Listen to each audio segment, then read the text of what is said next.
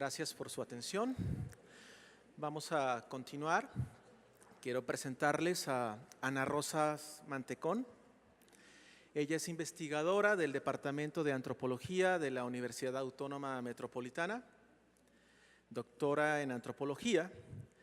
Se ha especializado en la investigación sobre consumo cultural y recepción artística a través de estudios y publicaciones referentes a públicos de museos, cine, televisión, video, de salones de baile, de rock, turismo cultural y de organizaciones que vinculan creatividad e inclusión social, así como políticas culturales urbanas. Ha impartido cursos, conferencias y seminarios en diversas universidades y también en organismos públicos y privados que desarrollan su labor en el campo cultural en México, Argentina, Brasil, Colombia, Venezuela, Ecuador, España, Estados Unidos, Portugal, Reino Unido y Alemania. Fue coordinadora de un grupo de trabajo sobre consumos culturales del Consejo Latinoamericano de Ciencias Sociales, que reunió a investigadores de diversos países de América Latina. Su investigación, los públicos potenciales del Museo Poblano de Arte Virreinal, realizada con Graciela Smilchon, fue acreedora al Premio Nacional de Investigación de Museos Miguel Covarrubias, otorgado por el Instituto Nacional de Antropología e Historia. Démosle la bienvenida a Ana Rosas Mantecón. Muchas gracias.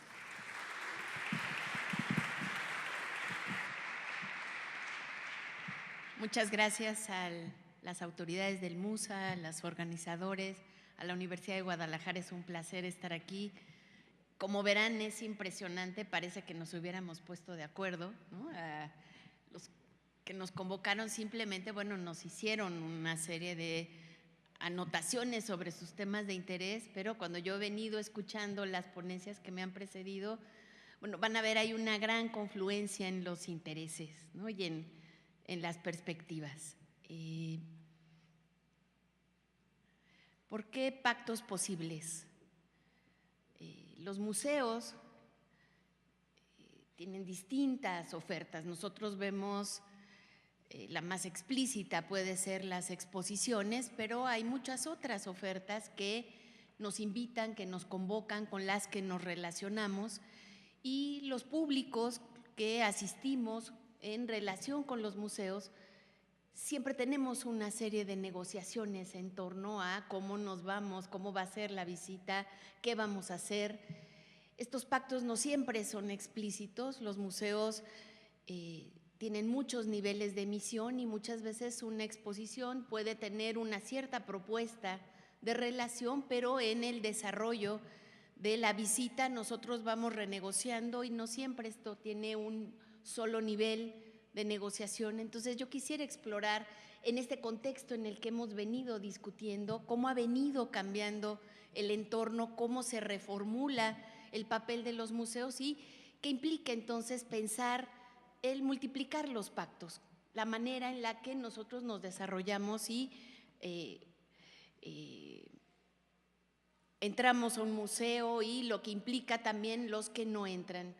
Mi exposición se va a centrar entonces mucho más no en los que sí van y cómo han venido cambiando, sino en los que no van y qué podemos hacer para pensar de qué manera el museo desarrolla o no actividades y desarrolla o no dispositivos que nos invitan o no nos invitan.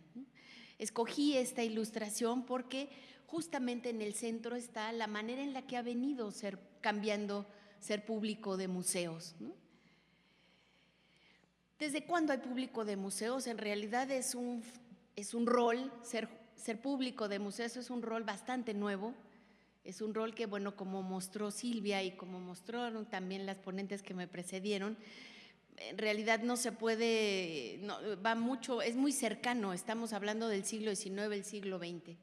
¿Qué implica ser público de museo? La idea de pensar en acceder a un espacio sin ser invitado y sin ser alguien en particular, amigo del cura, amigo del rey, integrante de un gremio, ¿no? Implica justamente la idea de el acceso anónimo, ¿no?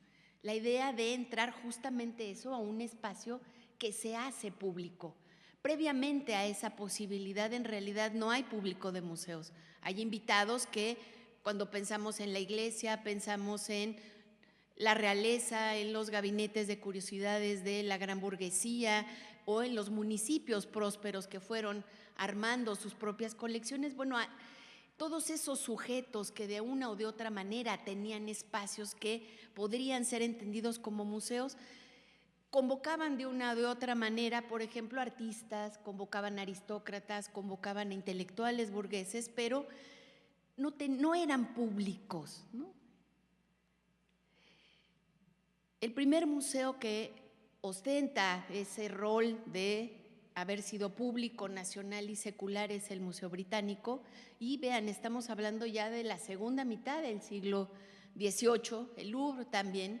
Y detrás de esa posibilidad de que los museos sean espacios públicos, hay demandas sociales, hay demandas que tienen que ver con la Revolución Francesa, que tienen que ver con la Revolución Industrial. Hay la noción de que los museos pueden jugar distintos roles para distintos tipos de audiencia. La modernidad en realidad es justamente el momento histórico en el que surge la noción de público. Antes hay roles ocasionales como público que tienen que ver con ciertas circunstancias muy específicas, pero no instituciones que desarrollan la posibilidad de que juguemos ese rol. En la definición misma de público está justamente esta noción. Michael Barner ha definido a los públicos como un cuerpo de desconocidos unidos por la circulación de un discurso. ¿Por qué desconocidos? Ser desconocido se vuelve clave para la noción moderna de público, porque en la noción premoderna en realidad un desconocido es una presencia perturbadora que hay que resolver. ¿Qué ocurre con la modernidad? Que no hace sentido sin desconocidos. Estamos hablando entonces de instituciones justamente que como las ciudades, que como los teatros son el primer espacio que se abre para los desconocidos, para el que puede entrar porque paga un boleto o el que puede entrar por distintas circunstancias, pero que es justamente en el anonimato que se abre la posibilidad de vivir la experiencia como visitante de un teatro, como visitante de un museo.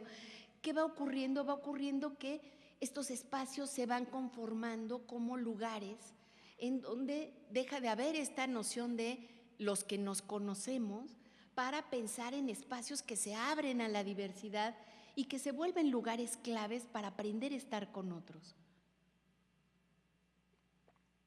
Es este el eje que yo escogí desarrollar ahora, que es justamente la idea de pensar a los museos como espacios públicos para aprender a convivir con los otros diversos.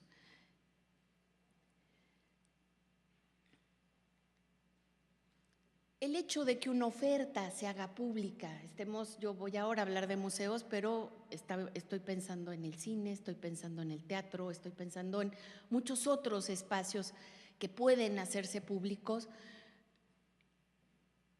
no significa que todos puedan jugar el rol. En realidad estas instituciones se van asentando, van formando parte de un tejido institucional y social más amplio que se hace público, pero los sujetos pueden responder o no dependiendo de una gran cantidad de circunstancias.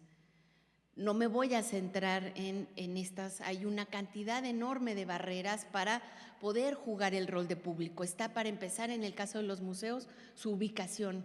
La barrera geográfica puede ser una barrera enorme dependiendo de dónde están esos museos. Si vemos la historia de nuestras infraestructuras culturales, en realidad son infraestructuras muy centralizadas, están solamente en ciertas ciudades, si lo vemos a nivel nacional, y dentro de las ciudades solamente en ciertas áreas, de manera que la barrera geográfica es una barrera que tiene que ver no con una casualidad, sino con la manera inequitativa en la que se van desarrollando nuestros espacios.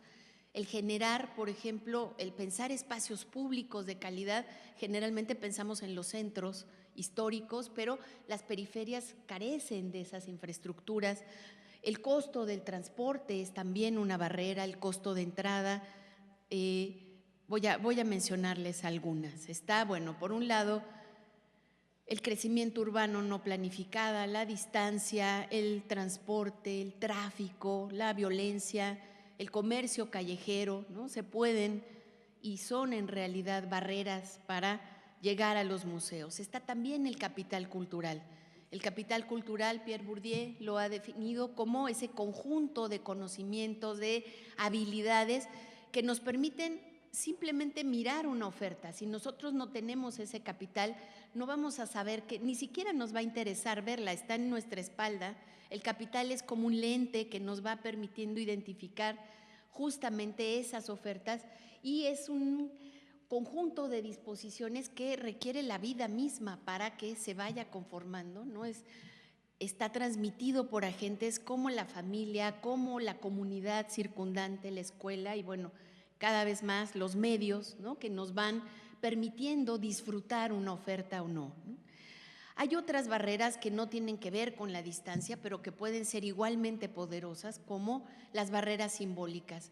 Habitantes, por ejemplo, de los centros históricos a los que geográficamente les queda muy cerca los museos, los teatros, los espacios culturales, en realidad esos espacios les pueden quedar simbólicamente muy lejos, incluso tener barreras que sean intransitables, ¿no? El Teatro de la Calle, por ejemplo, ha identificado este movimiento que lleva los teatros, que lleva las obras a las plazas, ha identificado el poder de las barreras simbólicas, como la magnificencia de un teatro, por ejemplo, puede ser una barrera que haga que uno sienta que eso no es para uno, que eso no hay posibilidades de traspasarlo.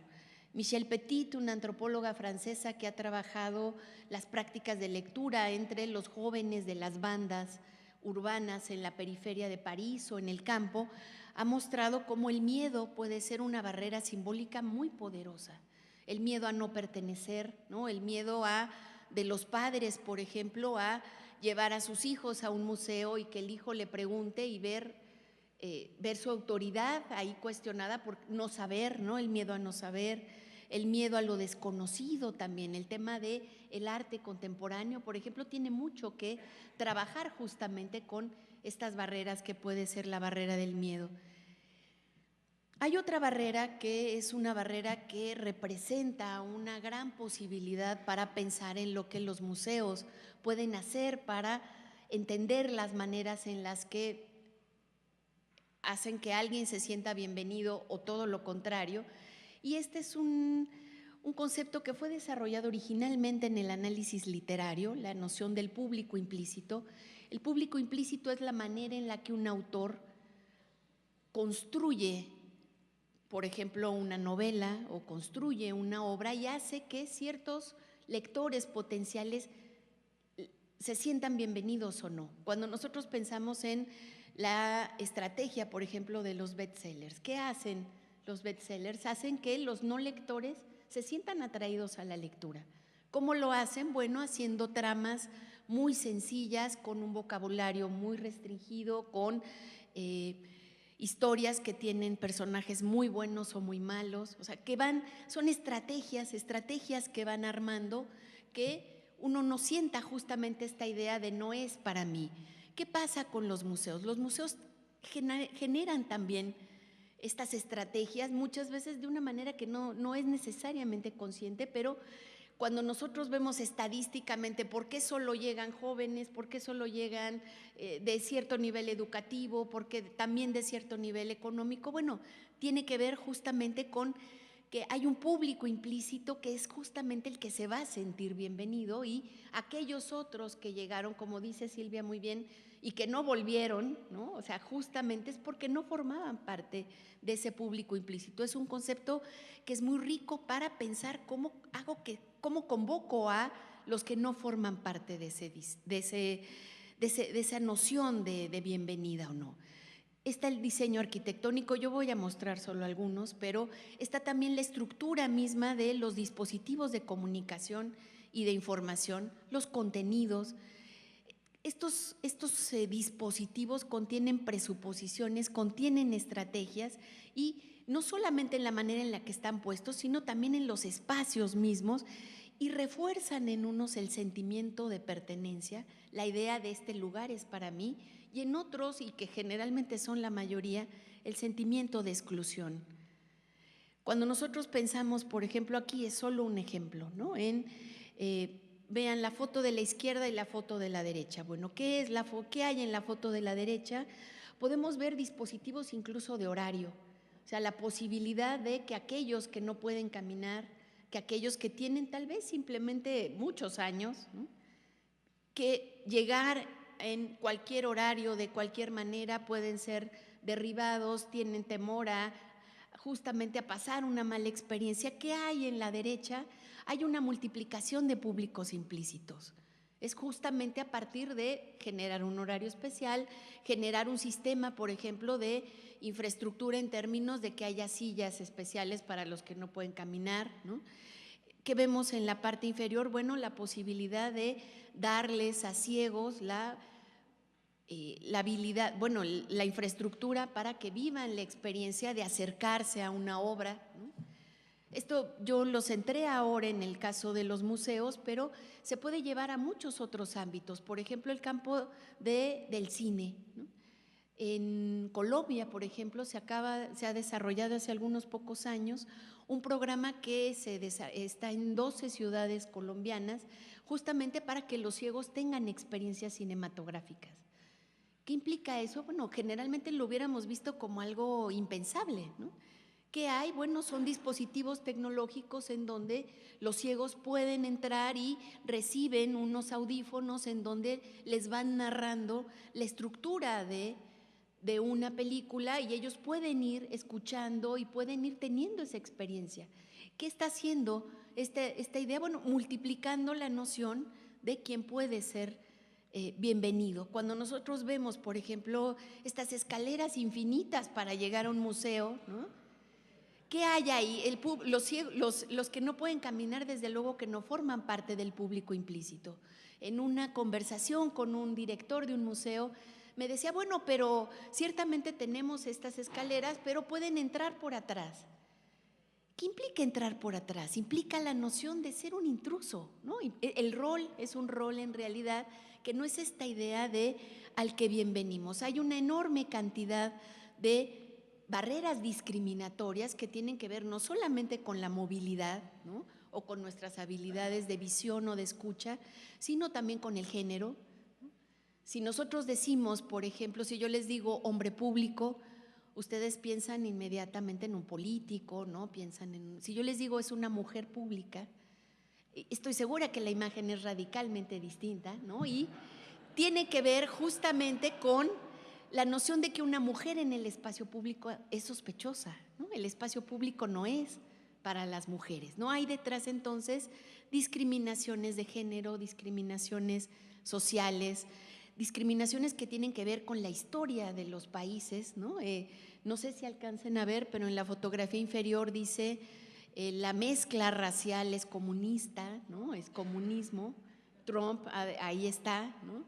Esta idea de que justamente la esencia de estos espacios, que son espacios para la convivencia entre los diversos, bueno, amenaza justamente estas estructuras de discriminación. ¿Qué pasa con los que no llegan? Hay un concepto que es un concepto que nos ayuda también para entender, yo les decía, ¿qué ocurre cuando no formamos parte del público implícito o cuando no tenemos el capital cultural para identificar una oferta? Bueno, simplemente que nos quedan las espaldas. Los museos pueden hacer muchas cosas, mejorar su publicidad, pueden transformar 1000 dispositivos, pero si no trabajamos con ese rol, en realidad les va a quedar a las espaldas.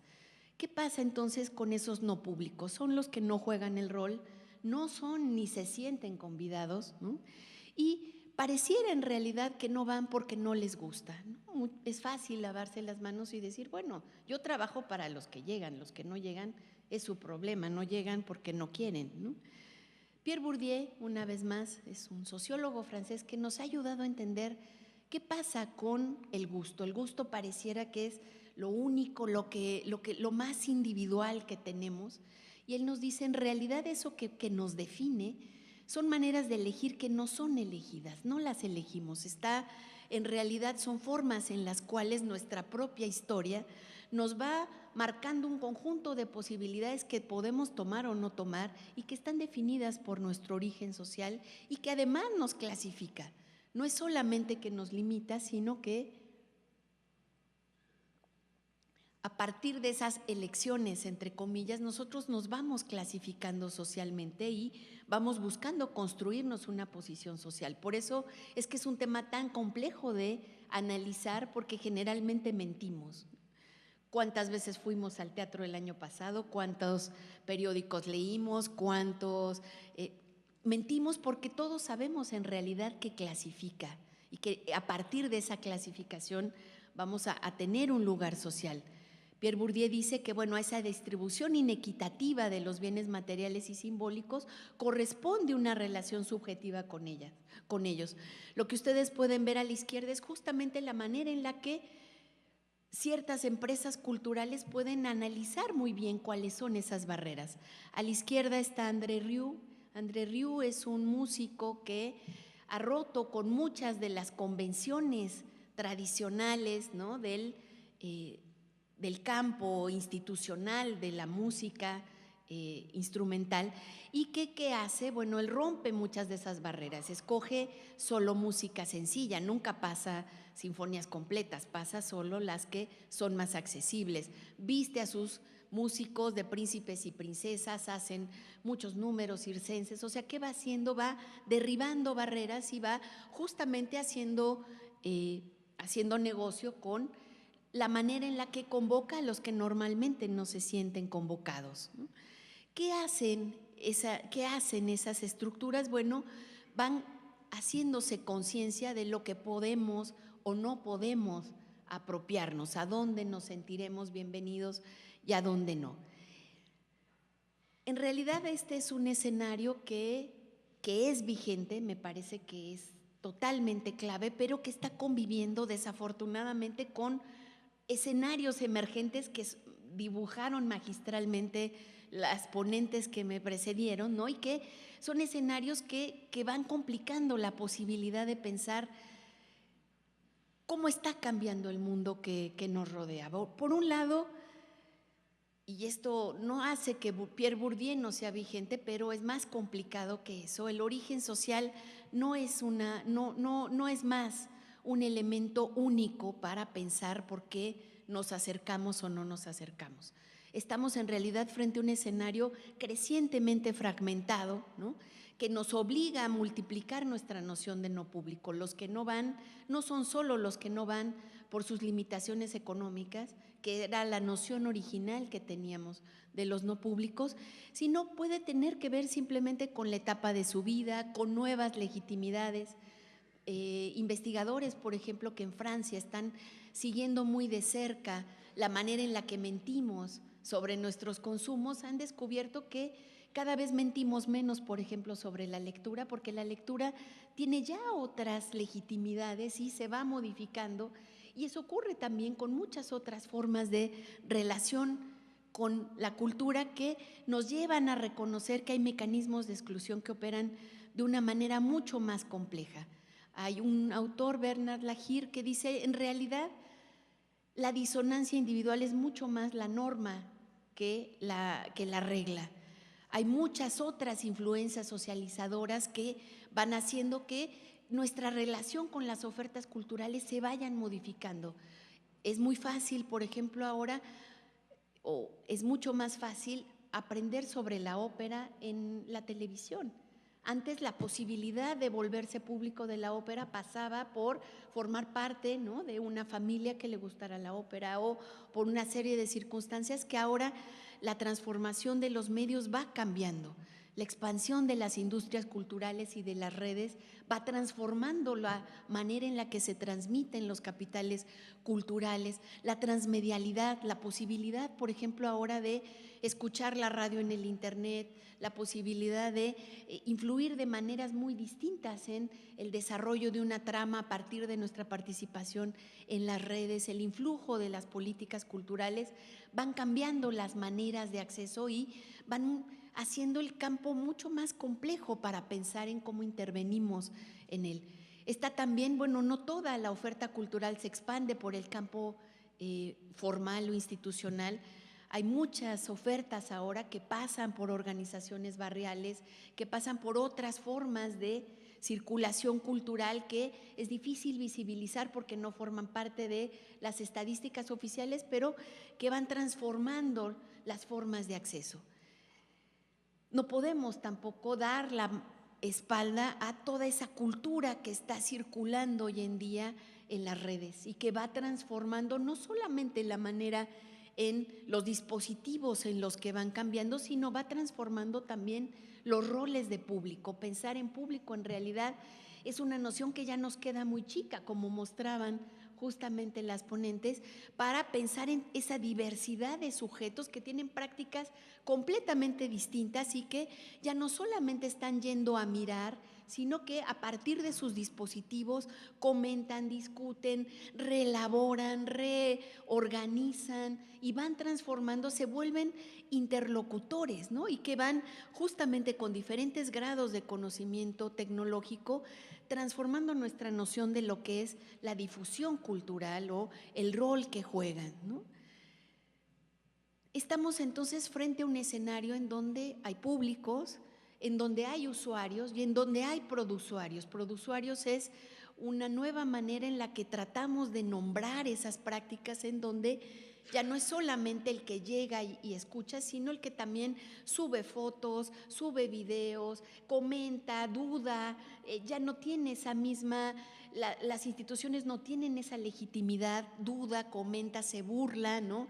Es tan importante o tan fuerte, por ejemplo, las siete entregas de Harry Potter como las miles de versiones alternativas que rehacen la historia con escenarios completamente distintos, Harry Potter transgénero, etcétera, etcétera. O sea, que justamente nos van mostrando versiones en donde el productor no es más el dueño de su obra, está igualmente el curador no es más el dueño de su obra, se va todo el tiempo transformando y que la frontera entre el que produce y el que consume en realidad se está difuminando, ¿no?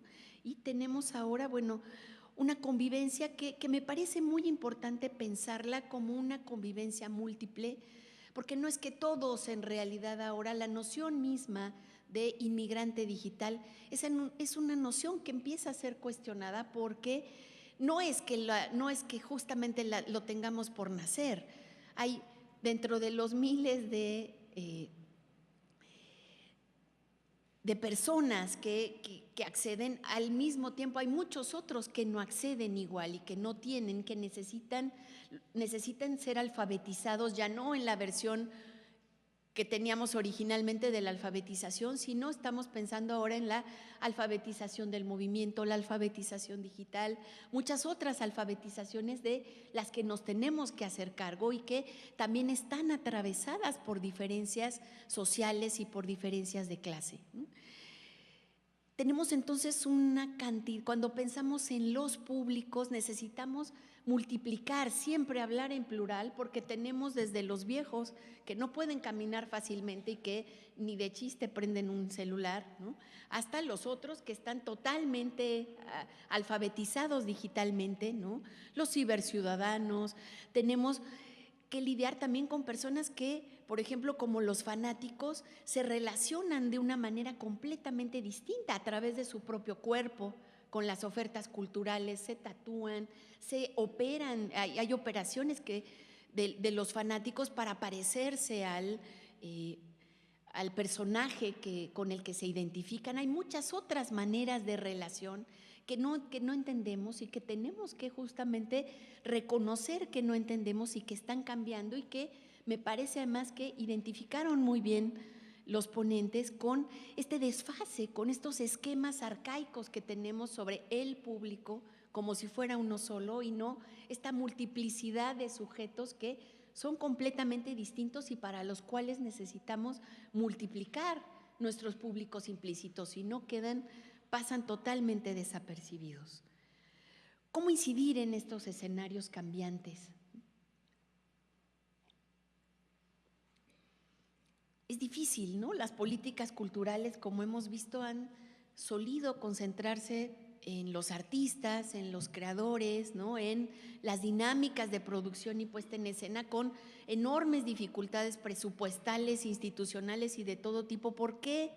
¿Por qué entonces detenerse a pensar en los públicos, ¿no? Cuando los recursos son escasos y cuando hay en realidad muchas veces, y bueno, la mayor parte del tiempo se trabaja contrarreloj? Bueno, me parece que lo primero es porque los museos no atraen de manera natural, ¿no? Ser público en realidad es un rol, y espero mostrarles, es un conjunto de roles, hay roles muy distintos, hay muchas maneras distintas de ser público de museos, ¿no? Y que es un rol que es producto de la acción de un conjunto de agentes que lo cultivan, ¿no? Que, como les mostré, bueno, hay muchas maneras en las que pueden acercarse o no.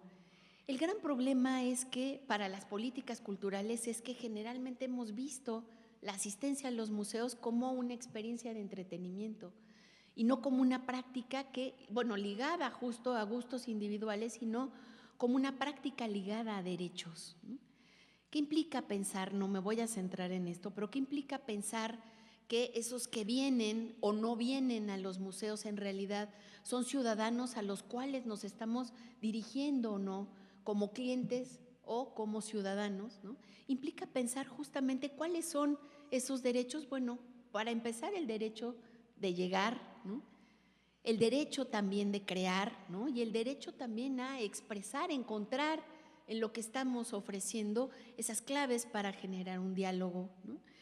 Y que el hecho de que no lleguen en realidad implica que estamos limitando las posibilidades de que cuenten con una enorme cantidad de recursos que podrían tener si llegaran, a través de los cuales explicarse el mundo y intervenir en él. ¿Qué implica entonces en este escenario y en este replanteamiento de lo que es formar públicos, pensar esta idea de el desarrollo de audiencias, ¿no? Generalmente, si ustedes googlean desarrollo de audiencias, van a encontrar, bueno, decenas de miles de páginas que tienen que ver justamente con la noción de cómo hacer que lleguen más, ¿no? O sea, cómo desarrollar públicos con la idea de atraer más visitantes. Bueno, me parece que en este contexto, y yo creo que las charlas que me precedieron de una o de otra manera han venido ilustrando cómo se trata de ir un poco más allá, o bueno, mucho más allá, para pensar que formar públicos y formar participadores es una tarea que va mucho más allá de lo cuantitativo, a repensar la idea de cómo damos herramientas para profundizar su comprensión y su disfrute del arte, ¿no? Cómo brindar oportunidades también para la participación en todas las formas que podemos explorar a partir de observar a los públicos mismos, y es también una posibilidad de trabajar contra la inequidad. No hay recetas, es claro que no hay un solo perfil. Me encantó una de las participaciones últimas sobre un museo en Sinaloa, que es justamente esta idea de que lo que funciona en un lugar puede no funcionar en otro, o de hecho no funciona. Por eso es que es importante pensar en, necesitamos hacer investigación de públicos, necesitamos observar a los que se acercan y a los que no se acercan para ver justamente qué es lo que está ocurriendo y cómo construimos estos vínculos con los que se acercan y con los que no. Son tareas que requieren investigación, requieren evaluación y requieren retroalimentación permanente, y es una práctica necesariamente autorreflexiva. Si pensamos que es una cuestión simplemente de entender al otro, pero no de repensarnos como instituciones, en realidad poco vamos a poder avanzar. Al igual que en las anteriores ponencias, a mí también se me ocurrió explorar algunas experiencias específicas para explorar por qué se plantean desarrollar públicos, para qué y cómo lo hacen, en un horizonte que va mucho más allá de la mercadotecnia y de la tecnología. El reto no es solamente, y es importante el reto tecnológico, pero me parece que va mucho más allá y que tiene que ver con la manera en la que nos replanteamos nuestro rol como espacios de inclusión y de impulso a la creatividad. Cuando nosotros pensamos en los públicos implícitos, sí damos exactamente lo mismo para todos, en realidad ya estamos justamente con esa sola práctica generando políticas que excluyen a unos, ¿no? Que no siempre nos es muy claro, ¿no? Una de las primeras experiencias de las que les quiero platicar brevemente es la del MoMA de Nueva York, que es justamente el trabajo que vienen haciendo con la discapacidad. Hay políticas de accesibilidad que tienen, bueno, ya por lo menos más de 25 años, ¿no? Y que justamente lo que tienen detrás es mucha investigación y transformaciones institucionales para repensar cómo, por ejemplo, se contrata una coordinadora de acceso de tiempo completo, se van desarrollando dispositivos que van haciendo para los que no escuchan, para los que no ven, para los que no pueden caminar fácilmente, para los agorafóbicos, por ejemplo, que no pueden salir de sus casas, pensar si son ciudadanos con derechos, cómo a través de mi página web me acerco a ellos, cómo generamos sistemas justamente para, por ejemplo, piezas tocables, horarios especiales que tienen que ver con los viejos, cómo trabajar, por ejemplo, con la gente con demencia, ¿no? Y que van mucho más allá de los dispositivos aislados a pensar cómo trabajo con todo el personal para que haya coherencia en lo que estamos haciendo, tan importante como un dispositivo explícito. Está también el trabajo con el personal. El personal puede hacer todo lo contrario de lo que nosotros decimos que hacemos. Podemos decir el público está en el centro de nuestras intenciones, pero nuestros vigilantes los persiguen, los regañan, los sacan. Eso en realidad son contradicciones que van hablando justamente de la manera en la que no es el público implícito un objetivo, ¿no? Hay un programa que particularmente me pareció muy interesante y del que hay mucho que aprender, que es el Meet Me at MoMA, ¿no? Que es un programa para personas con Alzheimer. Es un programa que no solamente se dirige a las personas mismas, sino también a sus cuidadores o a sus familiares que trabajan. Tiene detrás, ustedes pueden ver en la página, mucha investigación sobre lo que es la pérdida de la memoria, las etapas en las que se pierde la memoria, qué papel puede jugar el arte para trabajar no solamente la relación con el arte, sino también la autoestima, ¿no? Y la manera en la que estamos hablando de prácticas que tienen que ver con la expresión, que tienen que ver con las relaciones, con la sociabilidad y con la calidad de vida, ¿no? No sé si aquí hay, este es un video, si lo pueden activar. Este es sobre el Museo Nacional de Colombia y todo el trabajo que vienen haciendo con la gente que no puede escuchar. Tiene sonido.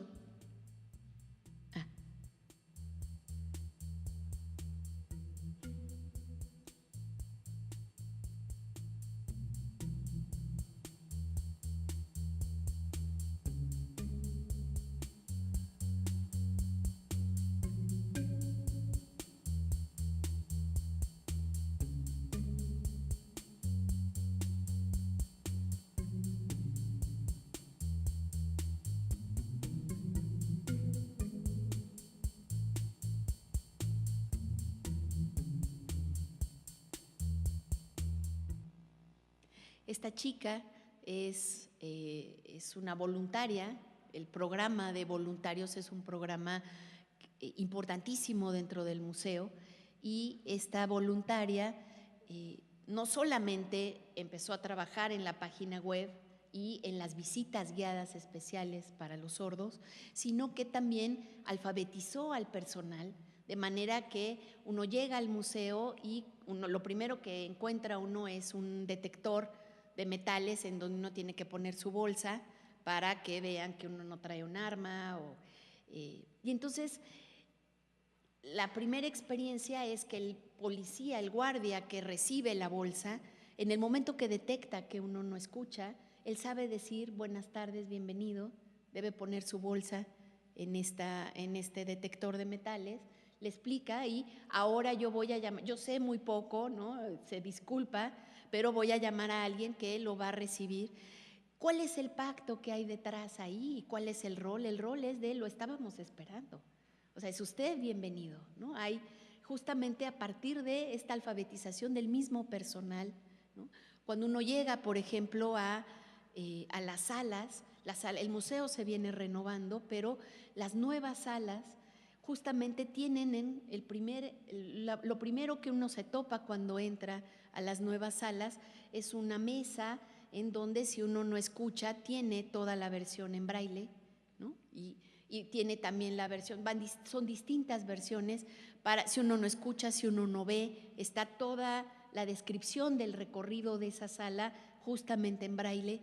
Y me contaban, yo hice una pequeña investigación ahora sobre estos dispositivos, y me contaba la que dirige este programa de accesibilidad, que bueno, el problema con los curadores había sido enorme, que estaban furiosos porque estos dispositivos les quitaban espacio, no eran fácilmente integrables, ¿no?, con el diseño, y que tenían detrás, bueno, una batalla por decir, tenemos que generar dispositivos para multiplicar nuestros públicos y negociar. O sea, se trata de un proceso que detrás tiene jerarquías, o sea, que implica transformar también las instituciones para pensar en los roles, quién puede decir qué, quién es bienvenido, ¿no?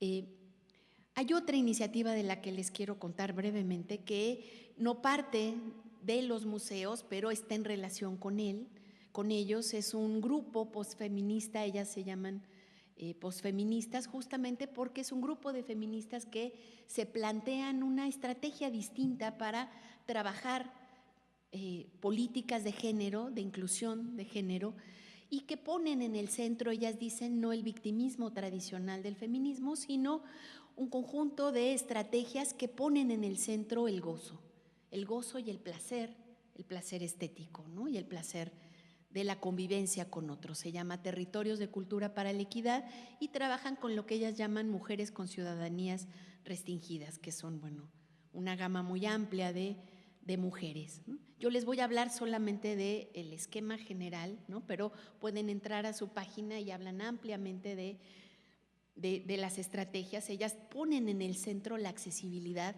como una estrategia de construcción de ciudadanía.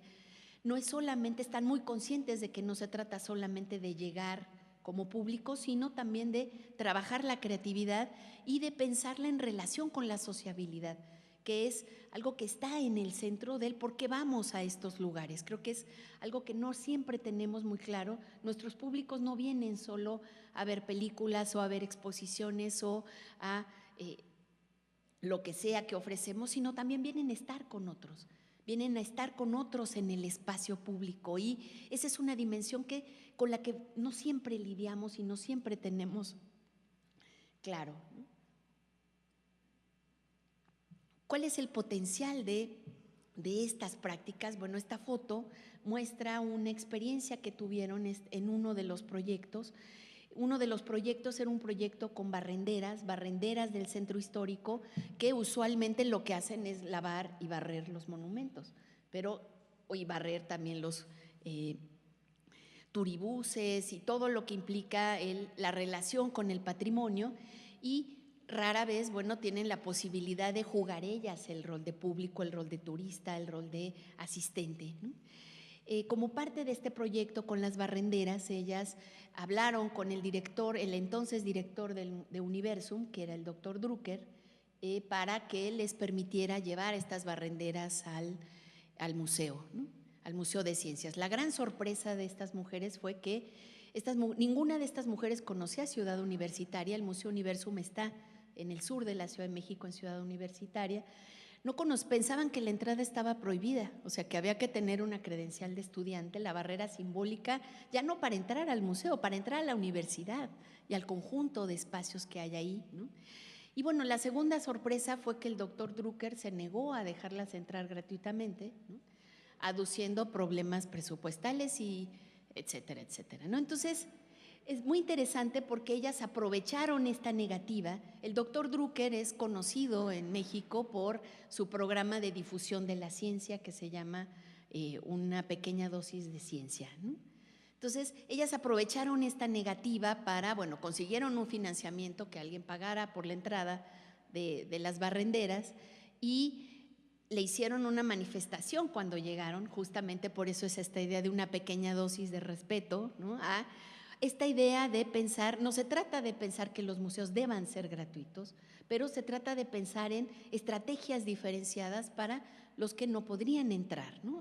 Yo incluí simplemente aquí una parte de hicieron un manifiesto, ¿no? Que era justamente el pensar, bueno, de qué manera un museo universitario puede ser realmente un espacio de difusión del conocimiento científico. Ajá. Trabajan en relación estas experiencias también con museos, ¿no? Esta fue una experiencia con el MIDE que fue maravillosa de justamente trabajar qué hay detrás de los monederos, ¿no? Quién maneja en una familia el presupuesto importante y las mujeres generalmente trabajando el presupuesto, manejando el presupuesto chico. Yo voy a pasar brevemente por distintas experiencias que tienen que ver con cómo multiplicar nuestros públicos implícitos, los niños. Cuando pensamos que pocos niños llegan, bueno, es posible trabajar con pequeños, es posible trabajar con adolescentes, ¿no? Implica cambiar nuestra manera de relacionarnos con ellos. Por ejemplo, en el Walker Art Center es a partir de generar blogs, ¿no? A partir de hacerlos participar de otra manera, trabajar con las comunidades diversas, de diversidad sexual, ¿no? El tema barrial, el tema del trabajo con los maestros, el tema del trabajo con los mediadores. Se trata, ciertamente, como les decía, es una gama muy amplia de posibilidades, no hay recetas, pero se trata ciertamente siempre de una apuesta de largo plazo. De ahí que muchos museos en realidad no la vean como una apuesta redituable políticamente, ¿no? Porque se nota poco, ¿no? Se nota en el largo plazo, se nota cuando se diversifican los que llegan, cuando empiezan a llegar más viejos, cuando empiezan a llegar muchos otros que antes no llegaban, ¿no? Es un proceso gradual que va con la idea de mejorar la relación con los que ya llegan, pero también de construir vínculos con los que podrían llegar y con los que no llegan, ¿no? Me parece que es mal planteado el concepto de formar públicos o de desarrollar públicos, porque detrás tiene la noción de que el problema es de los públicos. No llegan por sus propios problemas y por sus propias limitaciones, sino el repensar por qué dentro de la institución le cierra las puertas de distintas maneras, ¿no?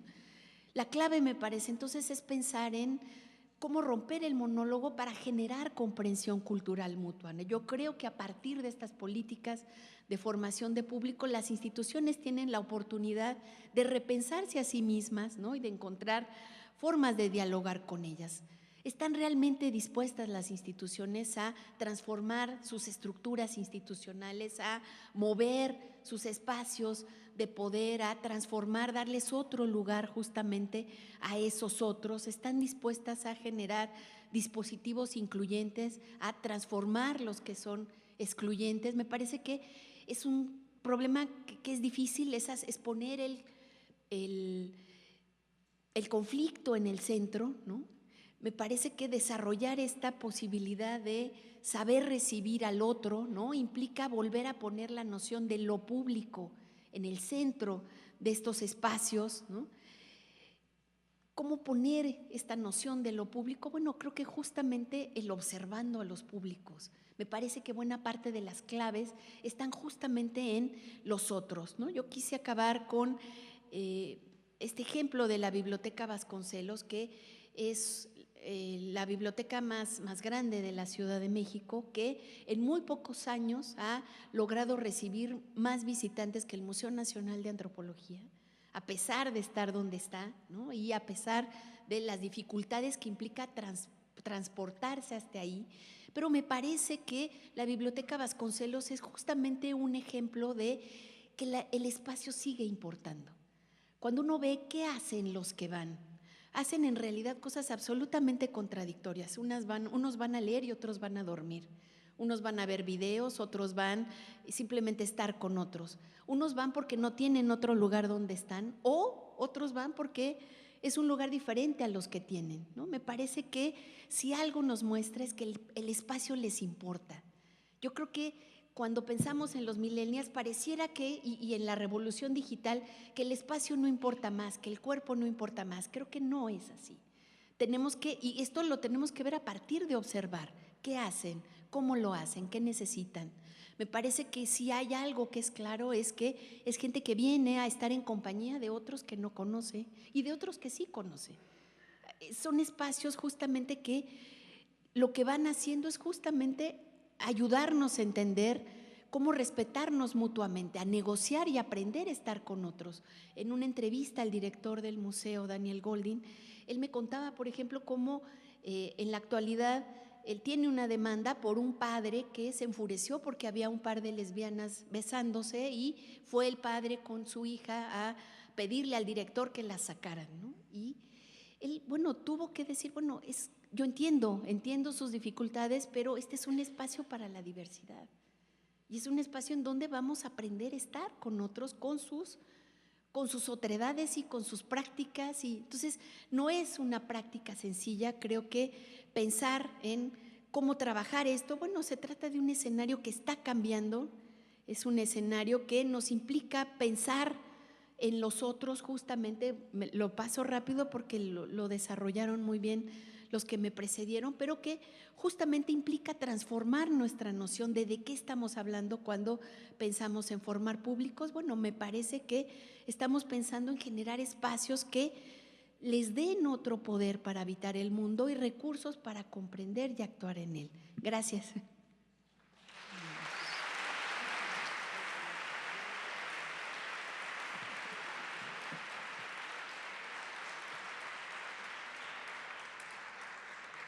Gracias, maestra. Pasamos a las preguntas. Tenemos espacio para solamente 2 preguntas. Vamos a… Muchas gracias, Ana. Yo, más que una pregunta, tengo un comentario breve, pero me parece importante, que es tu manera de aproximar esta situación. Hay dos elementos fundamentales. Uno es la accesibilidad y otro es la inclusión. Y creo que es necesario precisar más la diferencia entre estos dos conceptos, porque evidentemente todos los museos estamos muy dispuestos ¿no? Considerando los costos altísimos que puede representar, queremos evidentemente establecer métodos de accesibilidad mucho más amables y mucho más generales para todas las comunidades que tú mencionas. La inclusión es otro tema mucho más complejo que casi ningún museo está dispuesto a trabajar. Y esa inclusión viene precisamente del tipo de representación de cultura que el museo genera y promueve. Entonces, tú puedes tener accesibilidad para discapacitados, accesibilidad para todas las comunidades que estás mencionando. Sin embargo, uno de los temas que surge muy comúnmente, digamos, era un tema en Berlín, es un tema en Nueva York, es un tema seguramente acá, aunque menos abierto, es que comunidades inmigrantes, comunidades que no se consideran parte de lo que es la idea normativa o digamos que rige de la cultura, no quieren ir a los museos. Entonces veo que en tu plática se van cruzando de una forma muy, en mi opinión, contraproducente precisamente para el tema de la inclusión y muy productiva para el tema de la accesibilidad, porque lo que hacen los museos en las fotos muy bonitas que nos muestras es congratularse a sí mismos porque hay gente en silla de ruedas, porque hay gente con todos los problemas, digamos, físicos, mentales que tú mencionaste, pero no ves prácticamente ninguna diversidad en el público en términos culturales, y creo que eso sí es algo que hemos estado trabajando con mucha dificultad y que evidentemente tiene que continuar estando al centro de nuestra preocupación como directores de museos, como curadores, y que en el campo de la producción artística está mucho más resuelto que en el campo institucional, ¿no? Gracias. Sí, allá atrás. No, si quieren para que fuera allá. la otra, sí.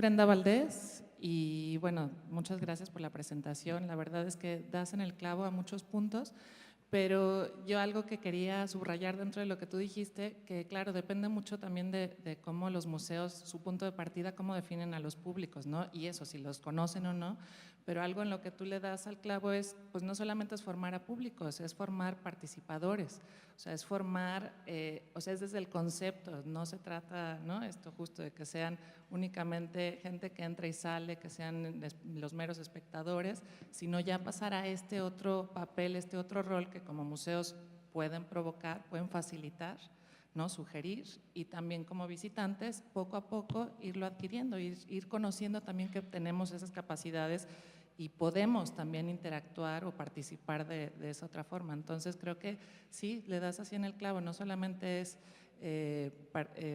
bueno, públicos como tal, sino participadores. Gracias. Había aquí otra. Sí. Gracias. Sí.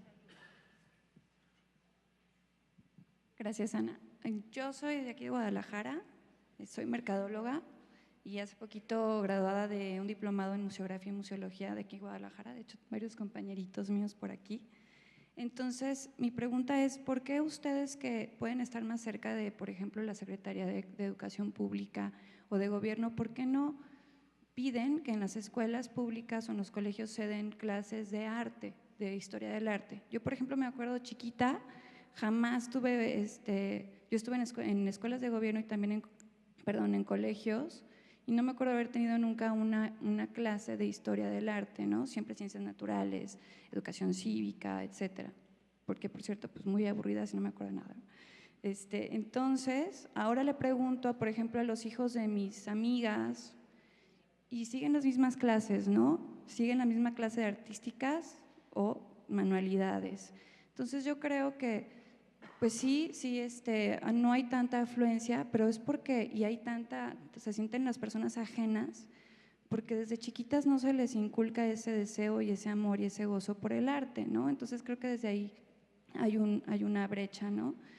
Yo tengo 32 años, por ejemplo, en mi caso personal, no recuerdo tener el gusto o la atracción o el interés por el arte hasta hace apenas 2 años, ¿no? Y ahora lo hago por mí misma, porque veo que el arte te ayuda a gozar más de la vida, ¿no? Te ayuda a vivir más feliz, el apreciar el arte. Entonces yo creo que para ahorita ya empezar con soluciones en los que todos podamos participar, es que creo que cada uno de nosotros tenemos que ser promotores del arte, y más que compartir el video gracioso o de la señora de Chewbacca o no sé qué, pues compartir los temas, o sea, ser investigadores de las colecciones, de las exposiciones que tengamos, y en nuestras propias redes empezar a promocionar, ¿no? Estos tours de arte.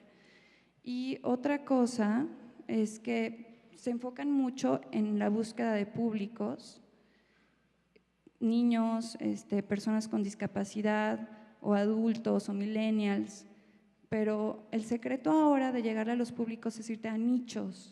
Entonces, ¿qué pasa si se hacen tours especialmente guiados para mamás, ¿no? Y que se tenga un programa especial donde puedan cuidarles a sus pequeños y a todas las mamás le den un tour por toda esta exposición? Y entonces las propias mamás son las mismas que ya empiezan a platicar de arte a la hora de la comida, o ya ellas ya se sienten más conocedoras de este tema y ya solitas ya empiezan a llevarse a los pequeños, ¿no? Por nichos, enfocar, por ejemplo, a estudiantes de biología, ¿no? A hacer un tour especial para estudiantes de biología y encontrarles una relación con esta exposición.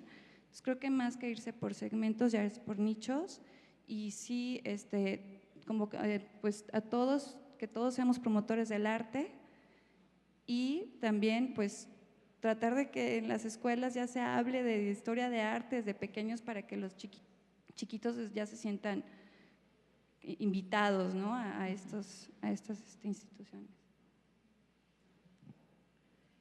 Si quieren, para los que tienen más preguntas, a la salida podemos, que ya no tenemos tiempo colectivo, pero con mucho gusto podemos conversar.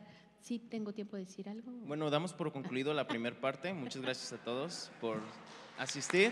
Los esperamos en la segunda parte, y los que se inscribieron en los recorridos, Son bienvenidos a las 4:30 de la tarde y empezamos a las 5.